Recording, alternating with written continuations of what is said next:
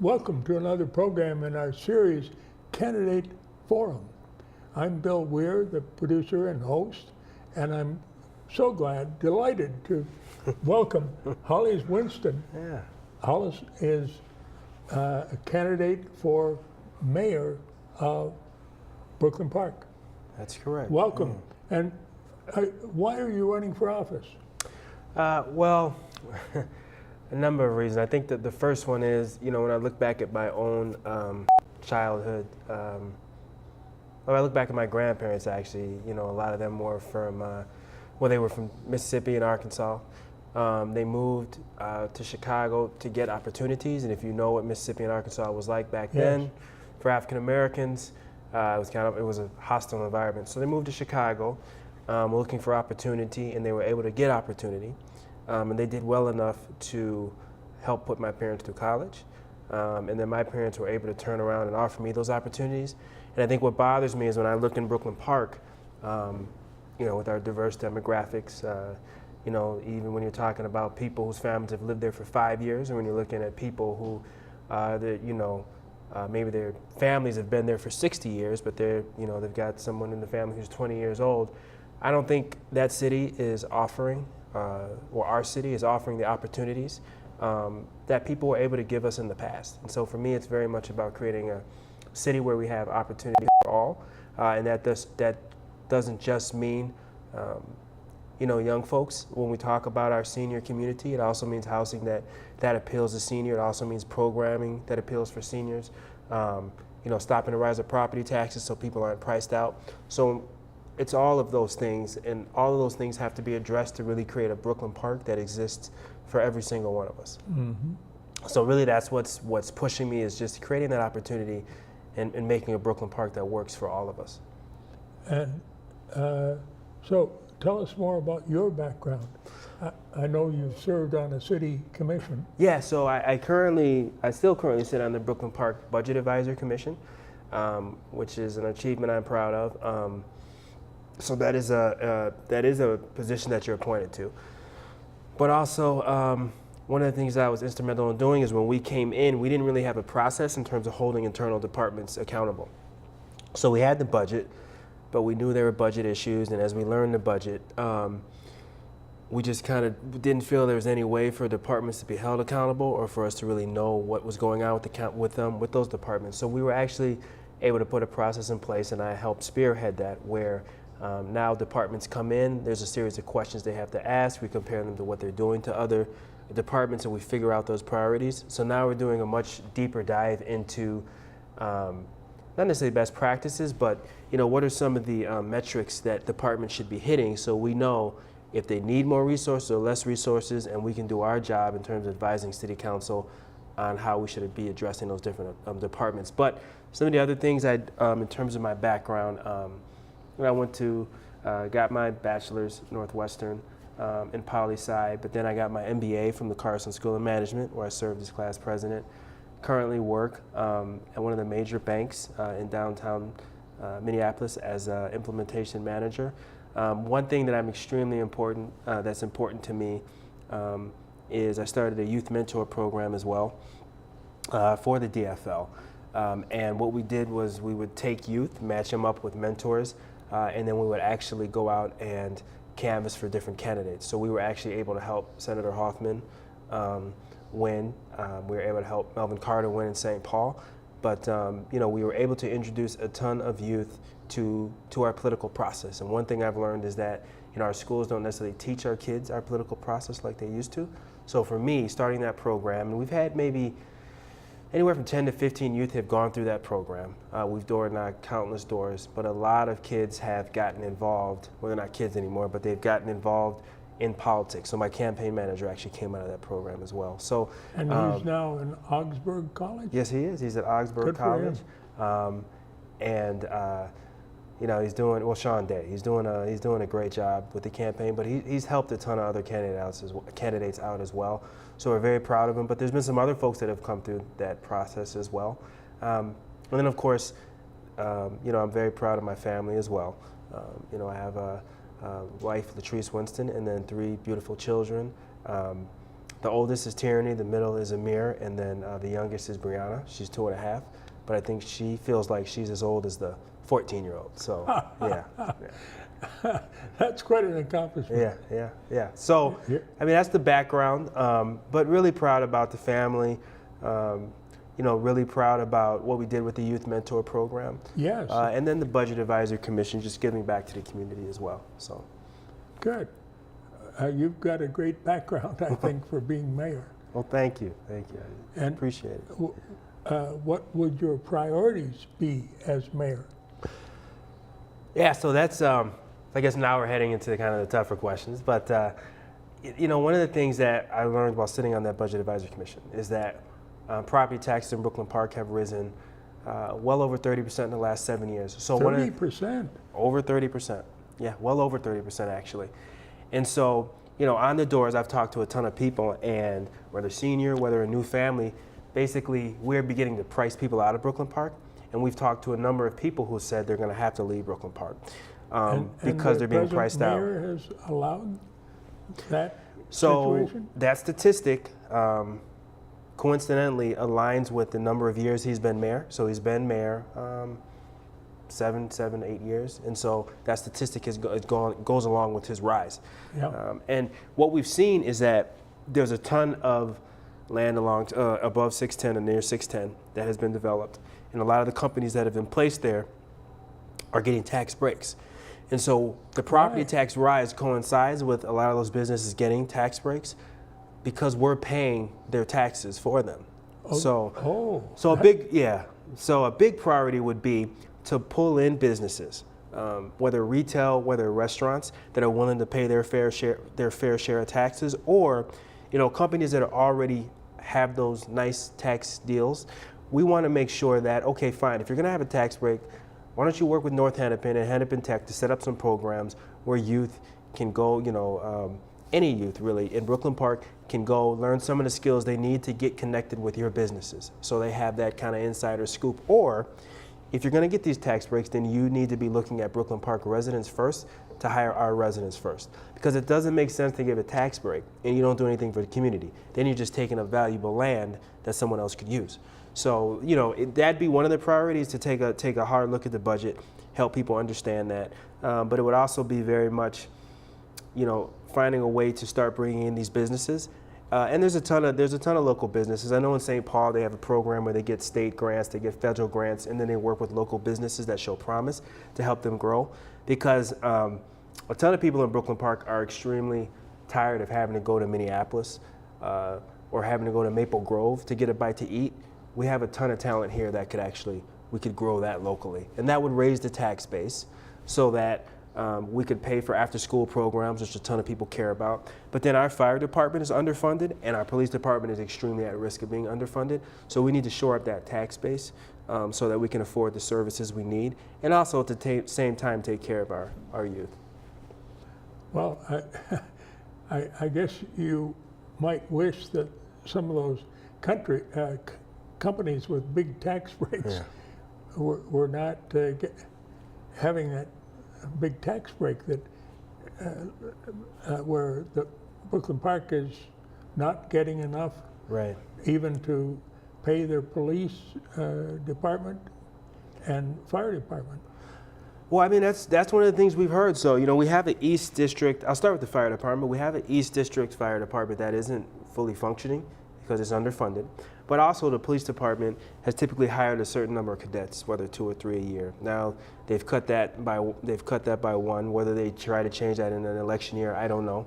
But in the Budget Advisory Commission meeting, they basically said they're going to have to cut that because the budget is what the budget is.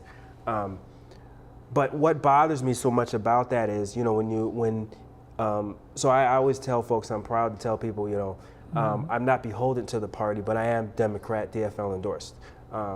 And current mayor is Republican, and he's not out front with that because he knows the kind of what Brooklyn Park is.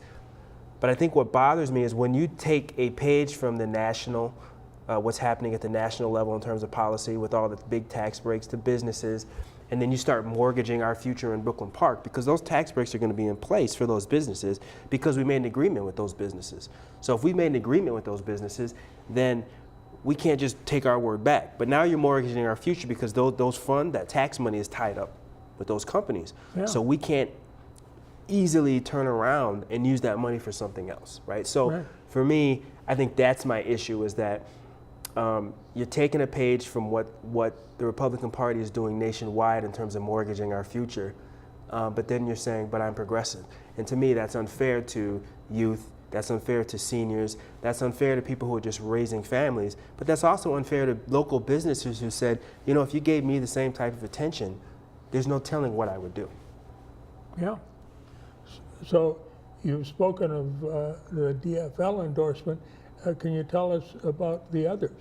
I hear you have many endorsements. Yeah, so, and I hope folks forgive me if I forget anybody, but in terms of local representatives, you know, Senator John Hoffman has endorsed me. Senator Chris Eaton, Representative Deborah Hillstrom, and then Representative Mike Nelson has. But we also have the endorsement of my DFL, which is a younger DFL caucus. And then we also have the endorsement of the IBEW, MRLF, and AFSCME as well. So those are all unions, and then as well as the Teamsters. So, you know, those coming off of Labor Day, those union endorsements mean a ton to me just because of what they've contributed to America in terms of protecting work-life balance, protecting workers. So those are extremely important endorsements to me. Powerful endorsements. I appreciate them. I appreciate them. So now it's just a matter of, you know, really living up to those endorsements. So, are there any other things that the residents have been talking about when you are door knocking? So there's a few things. I'm going to try to do the greatest hits. I think one of them, again, the property taxes. I think a ton of people are upset about the property taxes just because it's really pricing them out of living in Brooklyn Park. But you know, secondarily, it's going to be after school programs. So people don't tell me after school programs. When I get to the door, people are really scared for their children when it comes to their education. So they're saying, well, I don't know about the schools. And I'm saying, well, as mayor, I can fight for you to get as many resources as possible at the school. But what I will have more control of in working with the city council is, you know, after school programs. So there are some in Brooklyn Park. It's not scaled up as much as possible, but we need to scale it up because we want to make sure that our babies, our kids, have access to, you know, college prep programs. But also, what I like to tell folks is not everyone's going to go to college. So we can also have programs where if a kid is saying, maybe I want to be an electrician, maybe I want to be a carpenter, well, I want to have after school programs that introduce them to that skill set, and then we can have some of the unions come out here and start working with youth at a young age so that they can start developing those skills and they understand how that whole apprenticeship process works. So that's the second thing at the doors. The third thing is speeding. I know it's not the most exciting thing, but we have a ton of youth, a ton of seniors in our communities, and we've been to a number of households when we door knock and people are saying, you know, it's 30 miles per hour, but I've got people speeding through here 60 miles per hour. So every single neighborhood I've been to, I've heard that. So it'd be one thing if I heard it in one neighborhood, but every single neighborhood I've heard that about. And so part of that is going to be, you know, putting speed traps in where you have the sign that has this speed on it and people see the speed. But then you got to have some robustness behind that and have, you know, quarterly maybe police behind it so they catch people and people learn, hey, if you do it, there's a good chance you will get caught. I think the last case is if that doesn't work, speed bumps, there's a cost associated with that. But I think that's something that needs to be addressed because if people don't feel safe with their kids in the street, that's not the experience I grew up with. I could play in the street. And we want kids to be able to maybe not play in the street, but parents feel comfortable that their kid's not going to get hit in the street. And then the fourth thing actually is crime. So I know that the current mayor likes to talk about how he's brought crime down. Partially that's because there's been a bunch of new developments above 85th. And so those new developments have lesser crime, but some of the areas that always had crime still have crime. And when we're talking to residents, people have been victimized several times. And a lot of people just don't feel safe in their own neighborhood. And that's something that has to be fixed. So you really can't, it's really not fair to people who don't feel safe to tout how you've brought crime down, but people don't feel safe. right? There's a lot of work to do. So tout something else if you have it, but don't tout something where a number of people feel unsafe. That's so important. It's critical. I mean, and I've lived in other areas. One of the reasons I came to Brooklyn Park is because, we didn't want to deal with some of those issues. But I think we have to be much more aggressive in doing it, because if there's any areas, and a lot of people in apartments struggle with it as well, if there's any areas that are being affected disproportionately, that's wrong. That's not fair, because that's going to affect the opportunities those youth have. It also affects the quality of life for, for parents and seniors, and then of course the property values. And we already have enough issues with property, in Brooklyn Park with the property taxes. So it's a good point, is that we need to address that. And I really want to push back against this belief that, Brooklyn Park has this crime issue. I just think we have to, and one way to do that is really to invest in after-school programs, because sometimes what you see is a lot of youth dealing with just a lot of free time on their hands, so they get into trouble. So we need to have much more robust after-school programming. Yeah, sometimes both parents are working and they need that after-school program to keep them occupied safely. And I've heard that. So that's another thing we've heard at the door. So a lot of people, Brooklyn Park is it's a city that works. People work hard here. And so we've been to countless doors where, the mother is a nurse. She works late. She might start the night shift. Husband comes home around 7 or 8 from his job. And so there's that gap in between where we don't know what the kids are doing. So that's another reason we have to build that out is, that's formative years. And you want to keep kids busy during that time, preparing them for college. And, the world's getting a lot more competitive, so you want them to be in programs to prepare them for that. Helping them grow up. Exactly. Yeah. So I'm sure the residents have talked about other things too, but I'd like to get on to the question of how will you represent a city as diverse as Brooklyn Park is? So I think, my history kind of goes to working with diverse groups of people. So whether it was at Carlson, so Carlson was the opposite of diverse, I guess, but I was class president, so I dealt with folks coming from a diverse angle and pulling together a class to actually get things done. But working with chairing the African American DFL caucus, being involved with the DFL, you kind of learn some tricks of the trade to authentically getting involved with diverse communities. But I also think when you look at that diversity, you also have to understand that part of that diversity is folks that have lived in Brooklyn Park for 60 years, 50 years. And so when you have, I think when you talk to each community, you have to have a really good understanding of what they're looking for. And for me, it's less about popping my head into a specific group's meetings and saying, hey, look, I showed up at your event. I'm all for you. I really love your community. And then I walk away. Maybe I give you a room at City Hall, right? But when someone says, well, how many people in my community have you brought into City Hall? How many of my folks have you really taught how business works in Brooklyn Park? How many of you opened up opportunities to? I think you have to get down to the nitty gritty of that, and you have to actually let people know, well, I'm not going to treat you any different than any other group.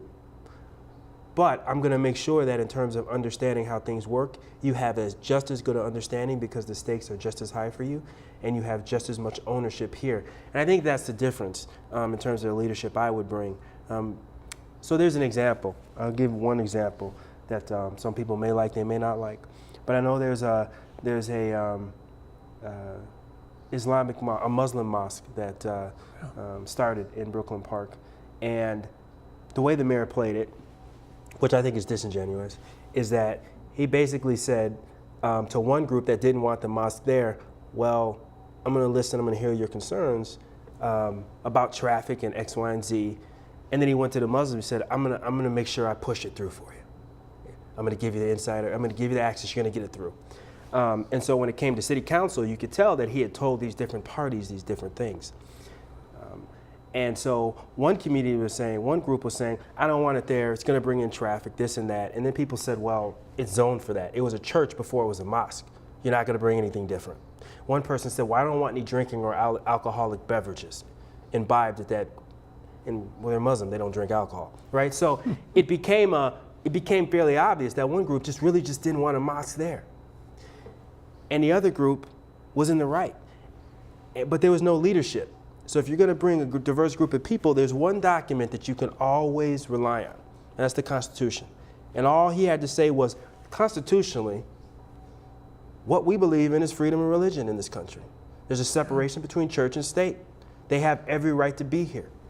We're not going to put the mosque there because we're not going to allow the mosque there because we're scared of getting a lawsuit from the Muslim community. The mosque can be there because of our Constitution. And so when you lead from that angle, you send a message out to people that I don't care if you're prejudiced, I don't care if you have a misunderstanding how the Constitution works. As your elected official, I'm going to rely on the documents that have made this country already great. And that would be one of the differences for me, is to say, we have documents, everybody is entitled to those documents. I want to understand what your concerns are, but at the end of the day, this is what's going to push me, the belief system here. So I think that's one of the ways that we can bring that in, and we just haven't relied upon it. We've tried to, a lot of leadership has tried to toe the line, and sometimes you can't toe the line because then you leave an option for people to come in there and they can bring in disingenuous motives. Yeah. Now, you made it through the primary as one of the top two. And so who is running against you? What is the current mayor? The current mayor. So I want to first thank everybody who came out and voted. Well, first, everybody who came out and voted in the primaries, whether you voted for me or not. Thanks for coming out. That's what makes democracy great. Makes it robust. We know people are participating, and when people participate, then we can have kind of a battle of ideas, which is great. 2, I want to give extra thanks to the folks who voted for me. 3, I am running against the current mayor, who is a Republican. In 2011, he was endorsed by the Republicans. I believe in 2016, when he ran against Senator Hoffman, he was also endorsed by the Republicans, but he definitely ran as a Republican with some very Republican ideas, which is fine if those ideas would work. But that's kind of what, I kind of left the but out there. But in terms of differences, I think for me, it's much more about priorities. So I'm not here I wouldn't be mayor just to bring in development along a certain area, just to, it would be much more those priorities I'm talking about in terms of bringing down property taxes. So I want everyone to succeed in Brooklyn Park. But also building out those after-school programs. But I also want to create a Brooklyn Park where, everyone has a chance to succeed, where everyone feels welcome, where it's a Brooklyn Park for all of us. So that doesn't matter if you've lived here for 40 or 50, 60 years, whether you're one of the pillars of our community, or whether you've been here 5 years and you really just want to be a pillar of the community. I want to create a Brooklyn Park that really works for all of us. And I don't want to give lip service to it. I want it to be something that we actually do the hard work of making happen. Yeah. Well, the pillars, for the most part, are just active citizens. They believe in citizenship activity. Yeah. So, what will be your first action as mayor of Brooklyn Park? So it's not actually the most exciting, but we have a city council that. So the Citizens League had to actually come in and tell our city council how to work together.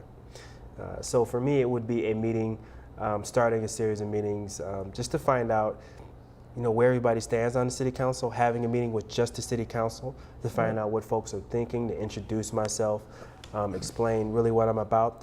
I guess the second thing, from a policy perspective, would be really take a hard look at the budget and the tax breaks that we're giving folks, because we have a budget where 55% of the budget is taken up by public safety.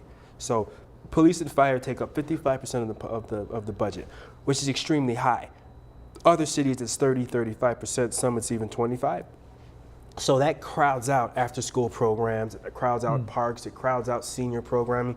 So I would want to take I'm on the Budget Advisory Commission, but I would want to take a even harder, more in-depth look and start trying to get city council and other folks to really start taking an in-depth look at what do we need to do to raise that revenue. Because we have to raise the revenue to do the things we need to do, but we cannot What I am against is raising property taxes or raising local taxes on citizens. That we can't do any longer because we're beginning to price people out of Brooklyn Park. Yeah. So we have to get really creative in terms of how we're going to bring businesses here, what are other ways to generate revenue, because we cannot continue to have public safety take more and more of our budget because it's just going to crowd out other things. That doesn't mean cutting public safety.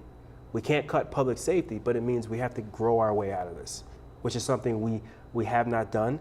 I will say this, I'm not trying to get too much into the policy, but when Edinburgh was put there, the golf course was put in place, it was put there to bring higher value homes to increase the tax base, which is fine, that worked out. When 610 was put in place, that corridor was put in place also to bring businesses in there. Part of the reason was to raise the tax base for Brooklyn Park so we could better afford the basics that we need. Well, we gave that away and we mortgaged that. So now we have to say, well, long term, how are we going to deal with some of these issues so that we can afford the things we need to afford, and so that we can push down those property taxes so that everyone can afford to live in Brooklyn Park. Good.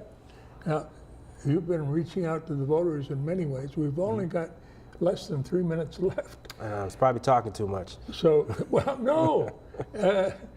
But you have been reaching out to voters in a big way, haven't you?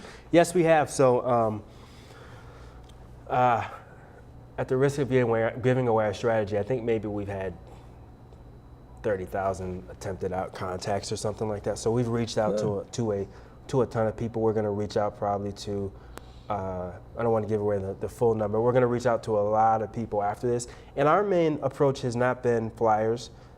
It has been door knocks, going around in the community, talking to people, attending events.